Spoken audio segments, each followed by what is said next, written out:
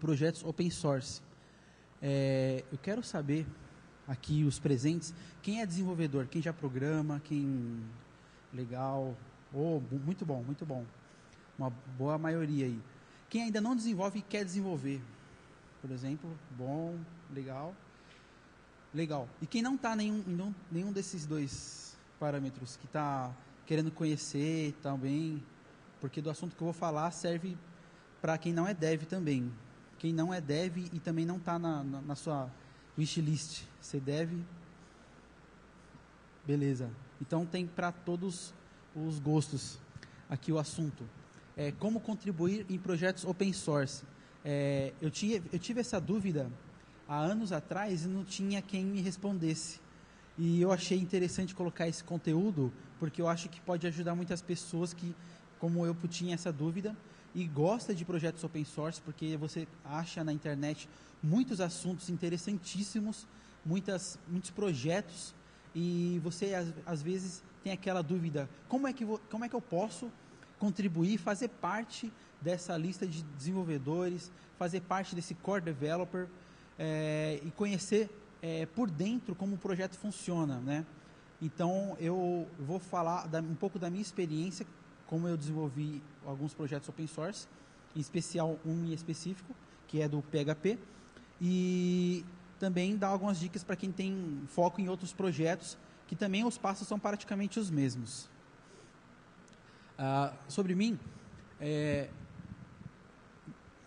arroba Twitter, arroba MarcosPetoF, você pode me achar no Twitter, Facebook, qualquer rede social, GitHub também, MarcosPTF, yahoo.com.br, meu e-mail, arroba NetBeans também, qualquer rede social você me encontra.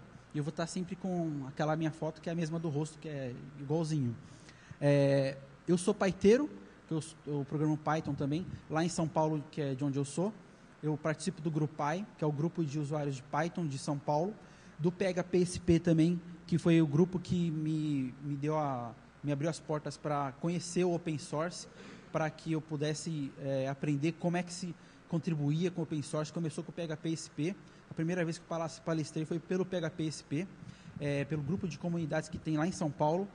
E sou javeiro também porque eu participo do grupo oficial da Oracle, chamado Netcat, que é um grupo especializado em fazer testes para as próximas releases do NetBeans. Eu tenho plugins escritos em Java, publicado no plugins netbeans.org também. Eu participo, então, de 2 projetos open source para o Oracle. Tanto o Netcat, as próximas versões, aí se você for no netbeans.org, a versão que está lá é o NetBeans 8.1. Eu ajudei a testar essa versão. É uma equipe bem grande, pessoas ao redor do mundo, é uma experiência muito legal, você interagir com essas pessoas, você reportar os erros, abrir bugs. Foi uma experiência muito bacana participar desse release que lançou e programar plugins também. Uma coisa bem bacana é você usar uma ferramenta, eu uso o NetBeans há muitos anos, você usar uma ferramenta e você falar, poxa vida, se tivesse um botãozinho aqui que pudesse me ajudar, ao invés de eu sair do NetBeans, abrir o navegador e fazer tal coisa, eu podia clicar no botão que ele já fazia isso para mim. E isso eu fui estudando a documentação do NetBeans e eu acabei desenvolvendo. Para mim funcionou, eu vi nas documentações como é que fazia para publicar, publiquei, acabei gostando, vi outras coisas que podia automatizar também. Tem 2 plugins publicados, tenho mais ideias, mas por enquanto o tempo não deu. Por isso que eu ainda estou em coisas de desenvolvimento. Publicados só tem 2 por enquanto. Começando aqui, eu queria falar o que é open source. O open source está baseado em 3 premissas: a distribuição livre, código-fonte, integridade do autor do código-fonte. Não vou entrar em detalhes de cada licença, né? É uma coisa muito complexa, você entrar em cada um de licença de GNU, GPL, mas basicamente, se você ler toda a documentação, se resume basicamente nesses 3: distribuição livre, código-fonte, integridade do autor do código-fonte. A licença não deve restringir de maneira alguma a venda e a distribuição do programa gratuitamente, como componente do outro programa ou não. Essa é a primeira premissa de distribuição livre. O código-fonte. O programa deve incluir o seu código-fonte e deve permitir a sua distribuição. Quando você cria um software e você quer publicar ele, deixar ele como software livre, essa premissa do meio é uma das mais... é uma das primeiras que você pensa. Você já quer que aquele código que o cara desenvolveu para resolver o problema esteja disponível para qualquer pessoa poder ou melhorar ou aumentar as funcionalidades dele, ou para que você possa distribuir ou fazer um fork, como no GitHub, por exemplo. E a integridade do autor, ou seja, algo que você descreveu, ninguém vai tirar aquilo que já está lá naquele código-fonte. No GitHub, para quem já está usando, você sabe que você abre um pull request. Quando aquele pull request ele é aprovado e ele faz parte do código-fonte, se você for consultar daqui a uns anos, alguém baixar o seu código-fonte, aquele trecho e as menções do que você escreveu já vai estar escrito lá. A autoria não vai sair daquilo ali, do código que você escreveu. Aqui eu queria colocar alguns exemplos de software open source bem-sucedidos. Obviamente, puxando para o meu lado, coisas que eu gosto de KDE, eu adoro KDE, projetos GNU. O Fedora eu uso desde a versão 2. O Fedora, quando você comprava, você tinha que comprar na banca de jornal, porque na época eu tinha Speed em São Paulo. Quem já teve da Telefônica, você ia assistir um vídeo no YouTube e passava raiva, um vídeo de 5 minutinhos, você ficava muito tempo esperando carregar. Agora imagine baixar um Fedora que era não sei quantos giga. Então eu ia na banca de jornal, vinha uma revistinha com 4, 5 CDs, você instalava em casa, instalava rapidinho. E ele vinha com muita coisa, muito software, e com código-fonte aberto também. OpenOffice, super famoso, todo mundo usa. Red Hat. E o GCC, na minha humilde opinião, é um melhor compilador que já foi escrito até hoje.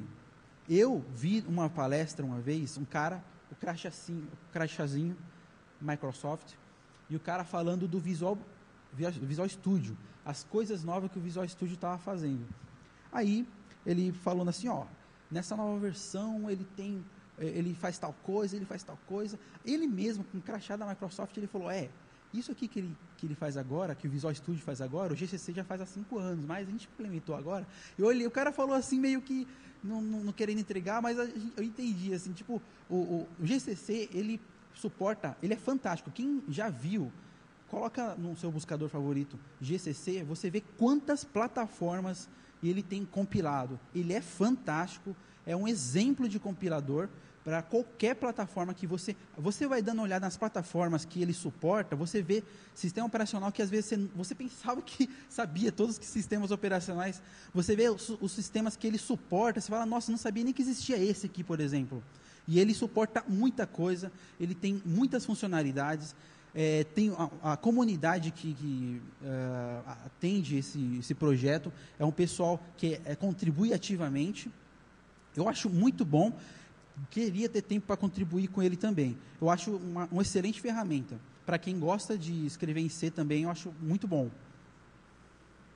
Agora, quando fala assim de contribuir em projetos open source, geralmente eu já escutei perguntas assim, mas por que eu preciso contribuir, por exemplo? Para que eu vou programar? Eu não é melhor arrumar um emprego, trabalhar para a empresa, ganhar o salário e está tudo certo? O tempo livre eu uso no videogame, por exemplo? Eu já escutei isso. Mas, se você for observar, o programador, quando ele vai escrever alguma coisa, a maior parte do tempo ele usa para ler do que para escrever. E é muito difícil você escrever um código e você ver aquele código que você escreveu há um tempo atrás e você olhar e falar assim, nossa, meu código é legal. Geralmente, quando você escreve um código, passa 2 semanas, eu te garanto que se você olhar aquele código de novo, Obviamente, você vai estudando, você vai se atualizando, assistindo palestras, vai lendo livros. 2, 3 semanas, um mês que você vai olhar aquele código que você escreveu e fala, nossa, eu poderia ter feito de uma maneira melhor. Essas 5 linhas que eu escrevi, eu poderia ter resumido ela em 2, 3 linhas. Isso porque, com o tempo, nós vamos pegando mais experiência, com o tempo você vai aprendendo mais, e eu te garanto, quem aqui já é programador e já trabalhou em empresas médias e grandes, você vai entrar na empresa, sempre vai ter um cara que conhece mais do que você ou tem mais experiência. E você vai pegando mais bagagens com essas pessoas. Agora imagina, um dos projetos que eu falei agora há pouco, tanto o OpenOffice quanto o GCC, imagina você pegar um projeto para contribuir, que existem não somente pessoas que falam seu idioma, pessoas que falam idiomas de outras nacionalidades, que têm bagagens diferentes, que têm experiências diferentes. Quanto que ele não pode agregar para você e no seu currículo? Experiência própria, eu já participei de processo seletivo, que o fato de eu ter já contribuído com projetos open source, já me fez tirar, assim, de uma leva muito grande, me separar e já ir para a fase quase que final do processo seletivo, porque você é olhado de uma maneira diferente. Existe uma diferença entre o cara que bate o cartão, programa e vai embora, e depois ele não tem mais ocupação, que é a escolha de cada um tem uma sua opção livre, mas aquela pessoa que, além de trabalhar com a computação, ela também faz isso com prazer e contribui ativamente no projeto. Por exemplo, eu programo PHP há mais de 10 anos. Eu nunca precisei de pagar para usar o PHP. Eu não vou citar nomes, mas vocês que já são programadores experientes, vocês sabem. Existem plataformas proprietárias que, para você usar o compilador, você tem que pagar para usar o compilador. E você tem que pagar uma licença para você usar esse compilador, ou um compilador, ou um determinado banco de dados. Você tem uma licença, quando você compra o software, você tem que pagar uma licença para você usar. Expirou essa licença, você tem que pagar outra licença para virar aquele ano para usar de novo. O Python, por exemplo, o PHP, eu nunca precisei de pagar. Quem contribui, principalmente essas duas plataformas, eu uso porque alguém trabalhou bastante para que eu tivesse trabalho. Ou seja, muitas pessoas contribuíram, muitas pessoas viraram a madrugada programando, colocando código lá no repositório Git para que o código pudesse ficar cada vez mais robusto, para que um dia eu pudesse pegar aquilo ali e usar como meu trabalho. E eu pensei um dia, por que eu trabalhei tantos anos com PHP e nunca contribuí com uma linha de código? Tá na hora de eu começar a retribuir. É como se fosse eu falando assim, PHP ou Python, muito obrigado, porque eu usei a plataforma e agora estou retribuindo para a comunidade, fazendo a comunidade ficar maior com o meu código. É uma forma de você dizer muito obrigado. Isso que é o software livre. Já ouvi, aliás, pessoas falando assim, o PHP, ele tem alguns problemas de segurança, o PHP e tal. Eu vou ser muito sincero, não existe, tanto plataforma software livre, quanto proprietário, não existe nenhum software 100% livre de problemas de segurança. Não existe. Isso não existe. Ao invés da gente falar assim, poxa, mas vamos supor, o Drupal ele podia ser melhor, mas, por exemplo, o Magento ele podia ter tal coisa, o WordPress podia ter tal coisa, a gente podia contribuir e fazer com que aquele nosso desejo se tornasse realidade, escrevendo código e contribuindo. Isso é uma forma da gente melhorar o código, melhorar a plataforma. Bom, existem várias plataformas que nós podemos desenvolver. A minha experiência foi com o do PHP. Então, eu quero comentar como é que foi a minha experiência contribuindo com o PHP. Aqui, não sei quem já acessou, é a tela que quando você entra no books.php.net, quando você está um computador na sua casa, você baixou o PHP e está compilando, ou está instalando, e deu alguma mensagem de erro, ou então quando ele está no seu servidor, rodando, e o seu site deu algum erro, e esse erro você percebe que é um erro do PHP e não é da sua aplicação, aqui é o lugar para você colocar, geralmente as pessoas ao redor do mundo colocam algum bug, algum erro, que ela encontra na plataforma. Alguma mensagem estranha, que, por exemplo, você atualizou o seu PHP, você compilou tudo certinho, deixou tudo redondo, mas tem algum comportamento estranho, e você percebeu que realmente aquilo não é da sua aplicação, aqui que as pessoas reportam alguns problemas. Aqui só tem 10 linhas. Aqui, quando você entra, você aparece, a barra de rolagem fica até um pouco pequena, porque são os últimos bugs abertos. Aqui tem 10 linhas que foram os bugs que eu trabalhei, que eu estive envolvido. Eu trabalhei em bugs a respeito de documentação, problema do site, do PHP GTK, problemas de WebSocket, problemas de OpenSSL.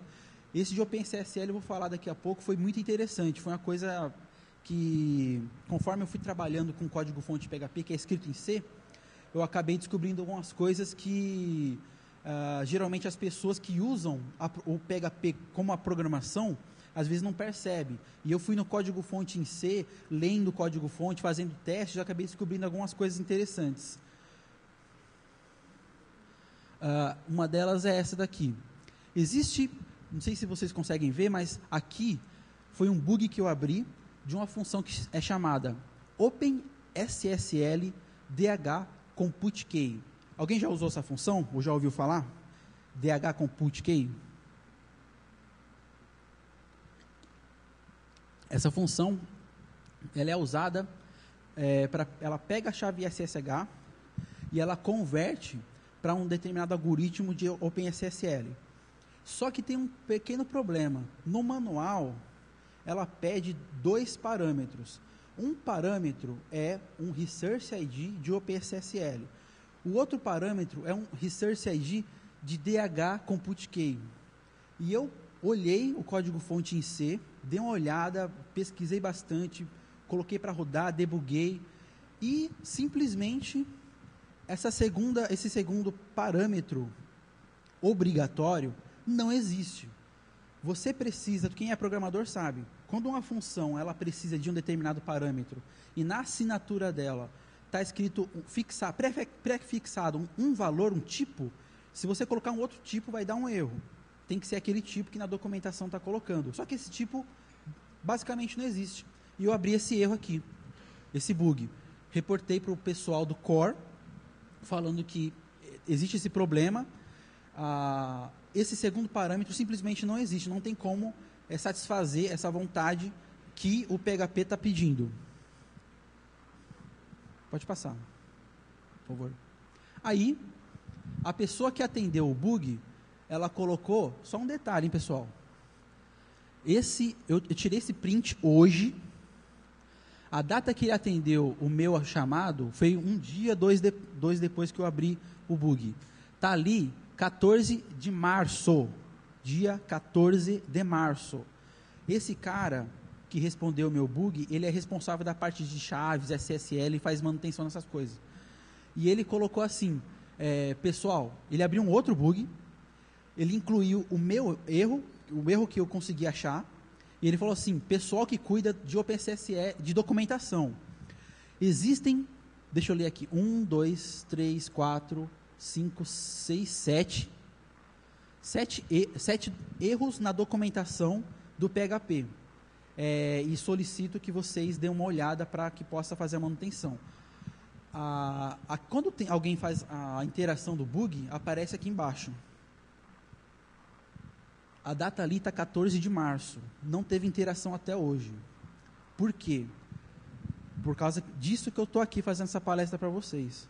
Precisamos de braço para trabalhar no código-fonte do PHP. Precisamos de pessoas que estejam interessadas em trabalhar no... Por isso que eu fiz a pergunta, quem não quer ser dev, quem quer ser dev e quem não está nenhum dos dois patamares, pode trabalhar na documentação. Existem muita coisa para ser feita, que é só documentação. Você não precisa ser um desenvolvedor. Você precisa apenas conhecer a plataforma, por exemplo. Você vai escrever a documentação e tudo mais. E aqui esse bug foi aberto por ele dia 14 de março. Até agora não teve nenhuma interação. Geralmente os bugs, quando são abertos, coisas de 2, 3 dias já são resolvidos, tem interações e tal, mas nesse caso não. A documentação, ela está precisando de muito de braço, a documentação do PHP, muito. conforme eu fui trabalhando nos projetos open source aqui do PHP, muito bug que eu fui abrindo para tentando resolver, algumas coisas eu fui vendo que tem deficiência de pessoas que se interessam em determinadas partes de trabalho do PHP para ser trabalhadas. Uma delas é essa mesmo. SSL é complicado, é chatinho mesmo. Aí, mais um motivo legal para você contribuir. Não precisa se apegar ao PHP, você pode trabalhar no projeto open source que você mais gosta, por exemplo. Não sei se pode ser o KDE ou o Ubuntu, não sei. Mas o conceito é o mesmo, exatamente o mesmo. Aqui está um excelente exemplo, para mim, pelo menos, de uma interação legal. Esse bug aqui não foi eu que abri, foi um cara da Ucrânia. Ele abriu reportando um erro, uma coisa que para ele era um erro. Basicamente, o PHP, quando você colocava uma determinada função de time, o nome da cidade dele na Ucrânia aparecia errado para ele, aparecia com uns caracteres diferentes e tal. E eu, o primeiro círculo, vocês conseguem ver? O primeiro círculo vermelho? Ali é o meu e-mail, marcosptf, yahoo.com. Aí eu coloquei a minha interação, falei para o cara, vou dar uma olhada no código-fonte, realmente achei o seu erro, fui lá no C, corrigi algumas coisas e tal. Aí, olha só não sei se vocês conseguem ver, quem fez a segunda interação? rasmus@php.net. Quem programa PHP sabe que o Rasmus nada mais é que o cara que escreveu a linguagem de programação PHP, o cara que fez o PHP. Isso, para mim, foi uma coisa muito interessante. Eu jamais imaginaria que eu ia ter uma interação com o Rasmus, que é o cara que criou a linguagem de programação PHP. Numa entrevista de emprego, por exemplo, se alguém perguntar para mim, por exemplo, você já trabalhou com quem que você... Eu posso falar assim, já fiz uma interação com o Rasmus, que é o cara que escreveu o PHP. E não é mentira, trabalhei com ele num projeto, numa resolução tentando resolver um bug. E está online, para quem quiser ver o número do bug e tal. Foi uma interação muito legal, e tanto o que eu tinha acabado de falar agora há pouco, que a importância de você trabalhar com outras pessoas que têm mais experiência com você. O cara da Ucrânia, ele reportou um erro. Eu entendi que ele tinha falado que o nome dele, que estava saindo do PHP, da cidade, o nome da cidade que ele mora, estava saindo errado. Eu fui lá no PHP, na linguagem C do PHP, o código-fonte, e corrigi. Aí chegou o Rasmus e ele falou assim, não tem nada para corrigir. Existe por exemplo, aqui Porto Alegre, existe um nome, um jeito de se escrever Porto Alegre, não se apega tanto às regras gramaticais da língua portuguesa. Por exemplo, ele colocou aqui o site do iana.org/timezones.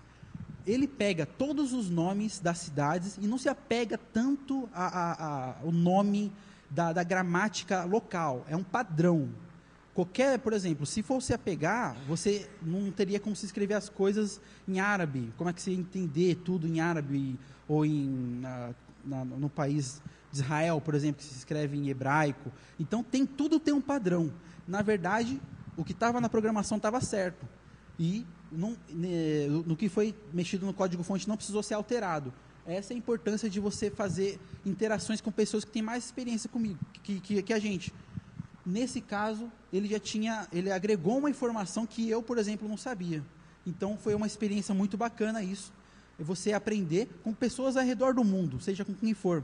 Coisas que você, às vezes, só no seu dia a dia, no trabalho, talvez você não conheceria. E ficaria com aquele mesmo nível de programação, sendo que você programando e contribuindo em projetos open source, você pode abrir sua mente e enxergar patamares. Uma coisa muito interessante, eu trabalhava numa empresa, uns anos atrás, e meu chefe, ele pegou uma confiança em mim, ele estava passando as senhas para mim, de todos os servidores. Quando eu entrei, ele não passava senha de nada. Mas sabe quando você vai pegando um serviço e fazendo rápido, aí ele vai pegando confiança, passando todas as senhas? Aí chegou uma hora que eu mesmo falei, PHP, tudo que o meu chefe passa, eu faço rapidinho. Se eu não sei, eu dou uma pesquisada, eu aprendo, eu faço rapidinho. O que eu já estava pensando? PHP eu já estou dominando, estou tudo certo. Quando eu comecei a pegar projetos, pegar erros, pegar coisas para resolver, eu falei, nossa, eu não sei nada de PHP, eu tenho muita coisa para aprender. Ou seja, o seu patamar cada vez crescer mais. E você vê que cada vez você tem mais coisa para aprender. Aqui, existe um site chamado, um subdomínio do PHP, gcov.php.net. Quem já viu alguma coisa sobre coverage, code coverage? 2, 3... Então, code coverage é mais ou menos o seguinte. O que está em vermelho, o código-fonte do PHP, ele é coberto por testes. Ou seja, cada função, ele, aliás, deveria estar 100% coberto por testes. Cada função, ele tem alguns testes que tem que ver se aquela função faz o que ela deveria fazer. Eu vou dar um exemplo aqui de um módulo que eu peguei para fazer. Acho que daí vocês não vão conseguir ver. Tem um módulo que eu peguei para fazer, que quando eu comecei ele estava zero, estava totalmente vermelho.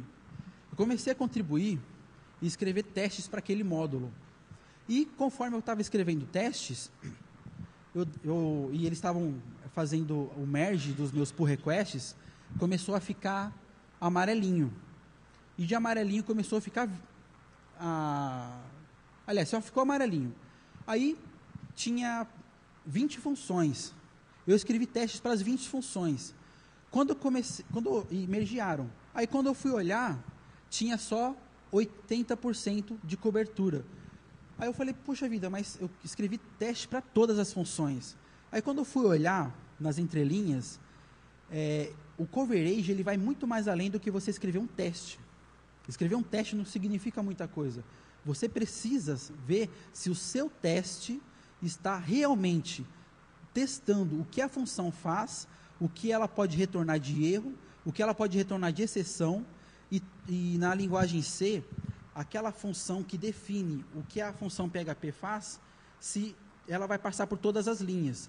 Por isso que, se você entrar no gcov, você vai ver alguns módulos feitos que, na última coluna ali, está 100% de função, mas de cobertura está a menos de 100%.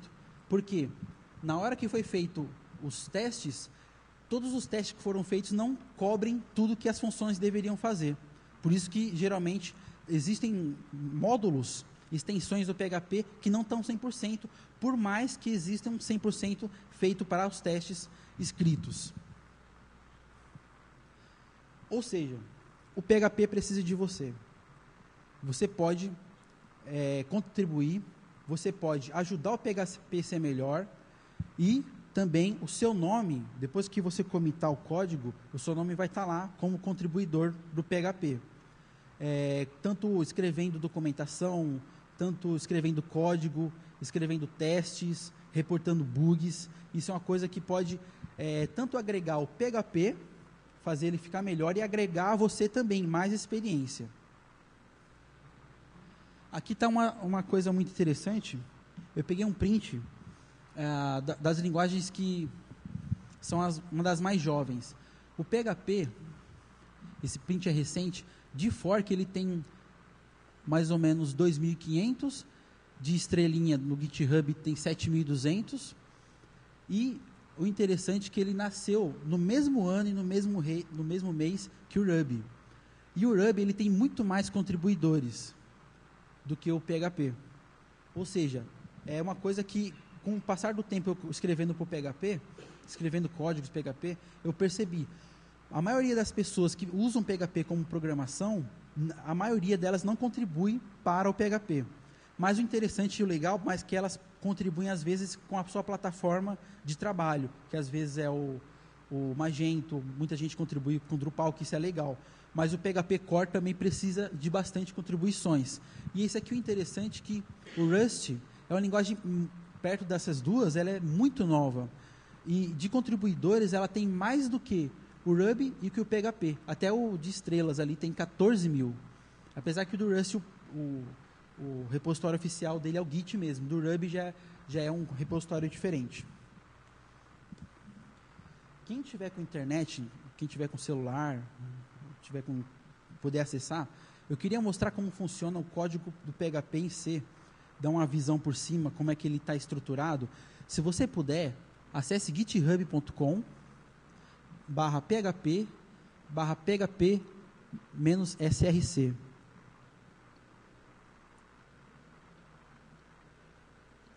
github.com/php/php-src.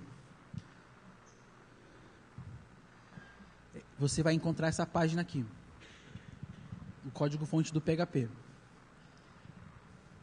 Aqui, quando você coloca o seu nome ali em cima e você tem contribuições, ele aparece o nome, que é o seu name. No meu caso, eu coloco o meu e-mail, ele aparece das contribuições. Esse print aqui é desses dias, tem 52 códigos que eu escrevi e estão lá mergeados, estão na master. Se alguém baixar o PHP 7, vai ter código meu lá. Se alguém do Afeganistão agora baixar o PHP, vai ter código meu rodando lá na máquina do cara. Se alguém do Japão, do outro lado do mundo, baixar o PHP agora, vai ter código meu rodando lá. Isso é muito legal. Isso é uma coisa que vai te agregar bastante como desenvolvedor. E aqui é onde tem os pull requests.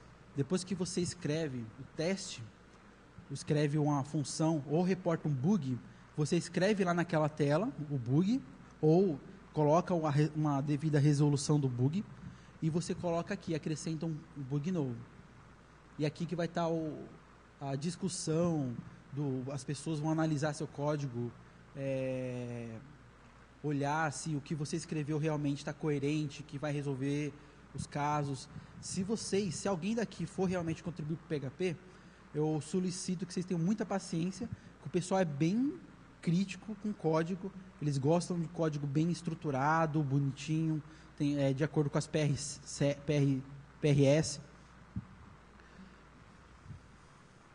Aqui, se você conseguiu acessar o GitHub no repositório, vai na parte do código-fonte e terá os diretórios do código-fonte do PHP. O primeiro diretório, provavelmente, que está aparecendo para você, é um diretório chamado TSRM.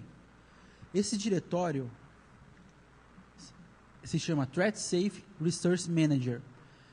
É uma API onde as extensões devem interagir para que possam atender requisições em paralelo, sem restrições ou interferências. Por exemplo, algumas extensões do PHP, quando você instala, ele já está vindo junto com o código.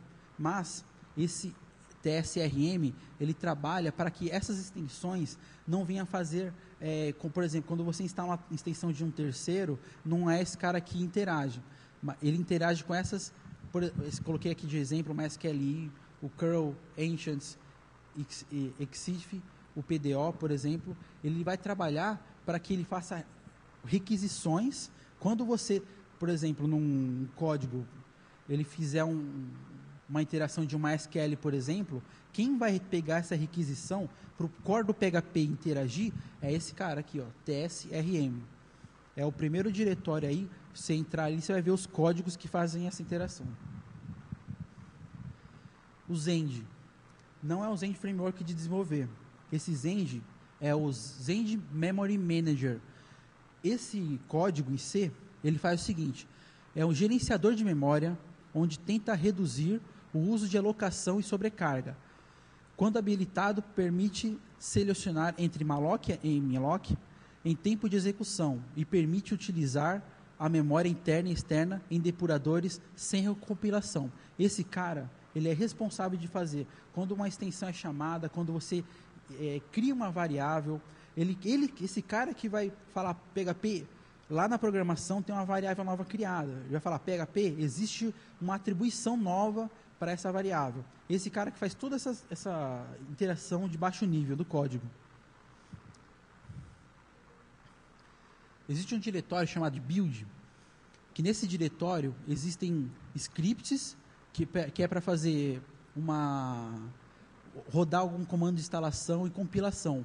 Quando você está rodando alguma coisa no PHP de instalação, por exemplo, para fazer instalação, ou quando você vai rodar algum comando que está referente a colocar o PHP dentro do seu computador, os scripts estão dentro desse diretório, build. Esse aqui é de extensões. Se você for escrever um teste para uma extensão, por exemplo, o teste ele estará escrito, ou você quer ver um código-fonte de algum teste, ou código-fonte, como funciona, por exemplo, você sempre usou, por exemplo, MySQL, e você quer saber como é que o MySQL pega os dados do banco, e o PHP trata esse dado, como é que ele faz o fetchamento e joga em memória. Você vai fazer o seguinte, no GitHub, você vai no código-fonte, txt, diretório de extensões, e ele tem o seguinte sintaxe, txt barra, ali está todas as extensões, o nome da extensão, e dentro desse nome da extensão, você substitui pelo MySQL, substitui pelo OpenSSL, a extensão que você quer ver o código-fonte. Se você quiser ver o código-fonte dessa extensão, você quer ver o teste que está passando ou que está quebrando, alguma coisa assim, barra testes. A sintaxe é txt, o nome da extensão que você quer ver, por exemplo, e barra testes, você vê o teste que está escrito ali. Por exemplo, você quer ver se um teste, já existe um teste para uma determinada funcionalidade da extensão, você vai no barra testes. Você quer ver o código-fonte da extensão, você vai no nome da extensão somente. No main, tem as funcionalidades principais. Nesse diretório ficam as validações e funcionalidades principais do PHP. Aqui, por exemplo, ele verifica se a variável criada em PHP realmente é válida. Por exemplo, se você for no código-fonte GitHub, PHP-SP, main, que é o diretório que nós estamos vendo, PHP Variables, .c, na linha 56, ele faz a verificação se a variável existe, por exemplo. Esse diretório main é de funcionalidades principais do código-fonte. Esse código-fonte, ele faz a conexão de scripts de rede via socket, por exemplo. Se você for no network.c, todo o código-fonte que ele faz as interações via socket de rede, por exemplo, é esse network.c. Novell. Tudo que o PHP precisa de conversar com interface Novell está nesse diretório. Do Perl.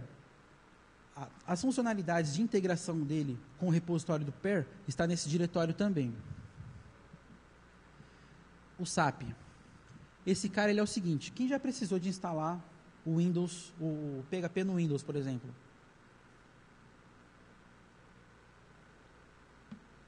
Sabe quando você baixa o executável do Windows e vai instalar no computador o Windows? Quando você instala, o PHP está instalado. Agora, quem já precisou de instalar, por exemplo, quem já programa PHP há uns anos, um arquivo chamado php5 apache2.dll. Sem esse arquivo, o PHP está instalado, mas o PHP não vai saber que existe um Apache no computador. Esse php5 apache2.dll é o SAP. O que é o SAP? É o Server API. É o mecanismo que controla a interação entre o mundo exterior e o mecanismo PHP-Zend, que é o diretório que a gente acabou de ver. O SAP é um aplicativo de interface de programação, API. Ou seja, quando você instala o PHP e coloca essas DLL, e obviamente no Windows você vai precisar de reiniciar, você faz com que o PHP enxergue, através dessa API, outras coisas que ele possa trabalhar. Então, esse Server API, ele é um cara que é uma API que vai conseguir interagir com o PHP que você instalou e vai fazer essa interação com outros servidores de aplicação. Basicamente isso. Do diretório de scripts, são scripts basicamente para configuração do seu PHP no seu computador. O /testes é onde ficam instalado alguns testes escritos para o core do PHP, algumas funcionalidades direcionadas para o core do PHP.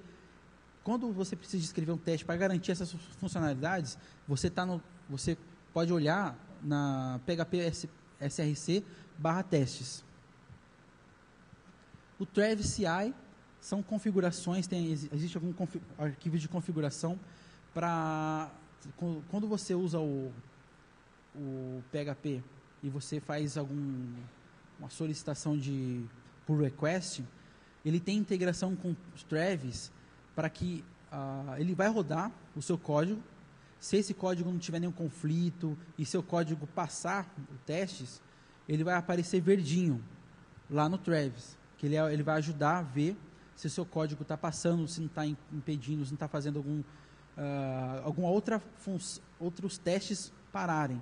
Se o seu teste aparecer verdinho, quer dizer que está tudo certo. Se aparecer vermelho, ele vai te dar um relatório de log e você vai olhar, às vezes acontece, no seu computador pode funcionar, mas nos servidores que estão na nuvem do PHP src, tem umas configuraçõezinhas diferentes. Ele tem que estar funcionando lá também. Então é importante você subir o seu código, o Travis vai visualizar isso, algum erro ele vai colocar um relatório de logs e você vai ver aonde ele está quebrando, em que funcionalidade, por exemplo. Esse Windows 32 existem coisas em C, estruturas em C, para funcionar em arquiteturas de Windows 32, por exemplo, Windows XP para trás. Então, esse diretório ainda existe porque foram coisas implementadas a passar do tempo. Mas com o passar do tempo, com certeza, esse diretório vai acabar sumindo daí. Mas são coisas que, quando você compila o PHP e gera o exe, muita coisa está nesse diretório aí para você conseguir rodar o seu PHP em estruturas de Windows, que são 32 bits ainda. Bom, esse aqui eu deixei por causa que foi o PHP SP, a comunidade que eu participo, lá em São Paulo. Existe nesse site phpsp.org.br um artigo que eu escrevi com muito mais detalhes, como você pode contribuir com o PHP no caso.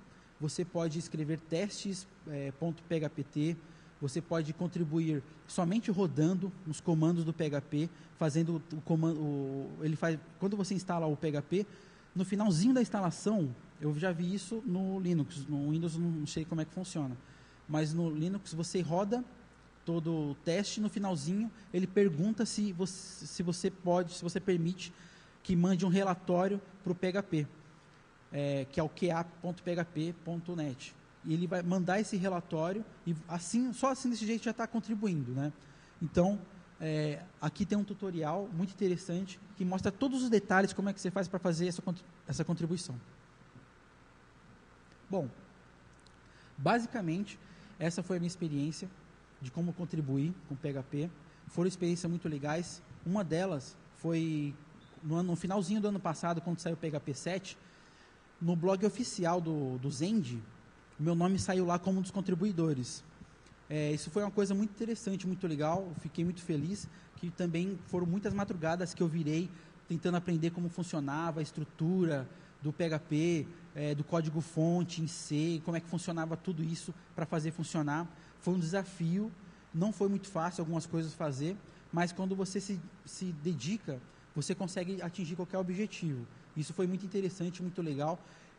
Foi uma experiência muito bacana e eu queria compartilhar essa com vocês e deixar no coração de cada um aí o desejo de contribuir naquela distro que você gosta tanto, e quem sabe naquele editor que você usa, ou, não sei, de repente um jogo que você gosta, que é um open source, você abrir aquele código, você fala, deixa eu ver o que tem aqui, o que eles usam para fazer um determinado efeito, aquela curiosidade que todo programador ele é curioso. Então, aquela funcionalidade que você usa todo dia, mas você não dá tanto valor. Você fala, poxa, deixa eu ver como é que faz. Se eu quiser melhorar, a necessidade, às vezes, de melhorar é naquela necessidade que você tem de facilitar o seu trabalho, às vezes automatizar o seu trabalho.